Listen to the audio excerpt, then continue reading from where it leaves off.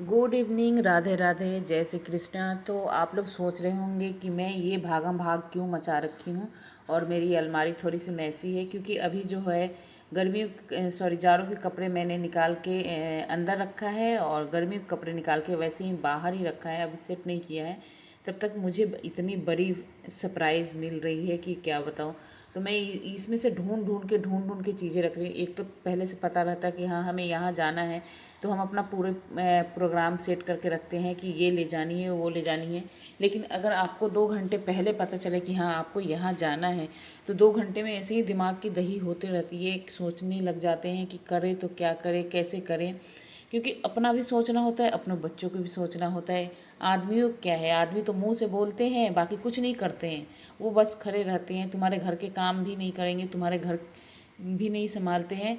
जैसे जो भी चीज़, कुछ कुछ ऐसी चीज़ें होती है कि जिसको हमें ख़त्म करके जाना है, चाहे किसी को दे के जाना है, वो सारे भी काम तुम्हें ही करनी है, पैकिंग भी तुम्हें ही करनी है, अपनी भी, उनकी भी, बच्चों की भी। तो हमारी ये वाली जो सरप्राइज होती है ना, अचानक कहीं जाने वाले और आदमी बोलते हैं ना, तो समझ में नहीं आता ये सरप्राइज है कि मतलब क्या है, मुझे समझ में नहीं आता है। तो इस वजह से मैं थोड़ी सी दुखी हो जाती हूँ। लेकिन क्या है कि मिला जुला के अच्छा लगता है। चलो 2-4 दिन के लिए अगर जाना है तो कोई दिक्कत नहीं है, लेकिन अगर ज़्यादा दिन के लिए जाना है तब तो बहुत दिक्कत होती है। क्योंकि 2-4 दिन के लिए क्या होता है कि 2-3 जोड़े कपड़े रख लो तो चलेगा, 1-2 कपड़े बाहर से तुम ले भी सकते हो। लेकिन अगर तुम्हें ज़्यादा दिन के लिए जाना है तो सबसे ज़्यादा इम्पोर्टेंट होता है कपड़ा। कपड़ा रहेगा ही नहीं, तुम क्या पहनोगे क्या नहीं पहनोगे, कैसे नहाओगे, क्या करोगे क्या नहीं करोगे, वो वाली सिचुएशन हो जाती है। तो यहाँ पे हम तैयार हो गए और मैंने यही पहना है ड्रेस, और जाने के लिए और ट्रेन के लिए मुझे काफ़ी कंफर्टेबल कपड़ा ये लगता है पहन के जाने के लिए। सूट वगैरह ये सारी चीज़ें मुझे उतनी कंफर्टेबल नहीं लगती है। अब जब ससुराल वगैरह जाना होता है तो सूट साड़ी ये सब पहनती हूँ, लेकिन इधर उधर जाना है तो हम ये सब कुछ भी पहन के अपना चल लेते हैं जिसमें मुझे कंफर्टेबल लगे। लेकिन ये मेरी महारानी, इनको जीन्स ही चाहिए, इनको भारी भरकम कपड़े ही चाहिए। हम मियाँ बीवी या बेटे लोअर टी शर्ट पे ही चल रही है, लेकिन इनको जीन्स चाहिए, कोटी चाहिए, मतलब इनको हीरोइन बन के जाना ही है। तो यहाँ पे आयुष भी लोअर टी शर्ट पहना था, इसके पापा भी, मैंने भी, और सिर्फ परी ही जीन्स पहनी थी। और जीन्स पहनती है, लेकिन जब दिक्कत परेशानी होती है फिर उस टाइम लगती है ड्रामा करने की। मैंने बोला था थोड़ा ना ऐसे करने के लिए, वो आपने ही मुझे पहनाया था, मुझे तो पता भी नहीं था कि मुझे यहाँ जाना है, ऐसे बोलना स्टार्ट करती है। और ये देखिए धूप कितनी भयंकर, मतलब उस टाइम से एकदम बादल लगे हुए थे, हवा चल रही थी इतनी भयंकर, और अभी देखो धूप निकल गई है, मतलब बहुत ही गंदी वाली धूप निकल रही अभी से ही। और यहाँ पे आयुष दिखा रहा है कि मेरे जूते में पता नहीं रेड रेड क्या लगा है। मैंने बोला होली होली के दिन छोड़ दिया होगा तो गुलाल वगैरह गिर गया होगा, चाहे रास्ते उस्ते में जा रहा होगा तो लग गया होगा। और यहाँ पे देखिए हवा इतनी तेज़ चल रही, इतनी तेज़ चल रही कि मैं चुड़ैल दिख रही हूँ। और यहाँ पे हम गाड़ी, वो क्या बोलते हैं, बुक किए थे ऑटो को। तो ये साले ऑटो वाले ना दिमाग ख़राब कर देते हैं ना, कहीं भी जाओ एक तो एन मोमेंट पे ये लोग कैंसिल कर देते हैं, कोई रिप्लाई नहीं, क्यों किए क्यों नहीं किए। तो फिर हमें जाना पड़ा अपने, मतलब होता है ना चरमुहानी, जहाँ से हमें गाड़ी की सुविधा अवेलेबल होती है, थोड़े दूर जाके और मिल जाती है। तो फिर हमने ऑटो किया और सीधे अपने मंजिल की तरफ बढ़ते गए बढ़ते गए बढ़ते गए, और तब जाके हम स्टेशन पे पहुँचे हैं। और अभी आप लोग देखोगे अभी धूप निकल रही है, अब जस्ट थोड़े ही देर में ये देखो मौसम, ऐसे ही यहाँ के मौसम इतनी ख़तरनाक होते जा रही है। सुबह भी ऐसे ही हो रखा था, अभी भी धूप निकल गया था। अभी फिर जब हम इधर आए, मतलब हमारे घर से मुझे लग रहा है 2 या 4 किलोमीटर अंदर आए, तो ऐसा मौसम इधर दिखने को मिल गया। फिर जब हम स्टेशन पे गए तो एकदम साफ़ मौसम, पता नहीं ये हर जगह ऐसा क्यों हो रहा है। और हम आ गए स्टेशन के पास, और यहाँ से ऑटो वगैरह स्टेशन के अंदर नहीं जाती है, अगर आपकी हो तभी जाएगी, या बुक किया हो तभी जाएगी। शेयर वाला, सॉरी, जो आप लेके आए हो वो नहीं जाती हैं। ये ज़्यादातर अपनी गाड़ियाँ ही जाती है, वहाँ पे चेक होती हैं। और ये हम आ गए लखनऊ स्टेशन, और ये देखिए कितना सुंदर लगता है ना, मुझे तो काफ़ी अच्छा लगता है लखनऊ की स्टेशन। और ये जब रात को लाइटिंग होती है ना तो बहुत ही सुंदर, बहुत ही प्यारा, बहुत ही अच्छा लगता है। तो मुझे काफ़ी पसंद है। रात को आती हूँ तो ज़रूर इसका एक फ़ोटो क्लिक करूँगी और वीडियो बनाऊँगी, तभी जाती हूँ। फिर हम आ गए अंदर की तरफ स्टेशन से और हम चल दिए अपने मंजिल के और एक कदम आगे। और हमारी ट्रेन यहीं से खुलने वाली थी, तो हमें ये भी था कि टाइम पे पहुंचना है, क्योंकि अगर दूसरी जगह से खुलती है तो 2-4 मिनट कभी लेट भी आती है, लेकिन अगर यहीं से खुलना होता है तो टाइम से। और ये भाई साहब भीड़, मैं तो बोल रही थी इसके पापा से, मैं तो इसमें चढ़ूँगी नहीं, इतनी भीड़ में मेरे से चढ़ा नहीं जाएगा। मेरा तो ये होता है टिकट हाथ में है तो मैं जाऊँगी, नहीं तो मैं नहीं जाती हूँ यार, मेरे डर लगती है बहुत। इसके पापा बोल रहे पागल हो, अभी ये हट जाएंगे, अभी भीड़ लगा है ना। ये अभी अभी आई थी, तो उसके बाद में चाहे गलती से लोग बैठ जाते हैं ना कि ये ट्रेन यहाँ जाएगी वो ट्रेन, तो इस वजह से इतनी भीड़ हो गई थी, उधर से लोग निकल रहे थे जबकि यहीं से खुलने वाली थी। तो फिर हमने टिकट लिया और चल दिए और फिर आ गए हम स्टेशन से बाहर।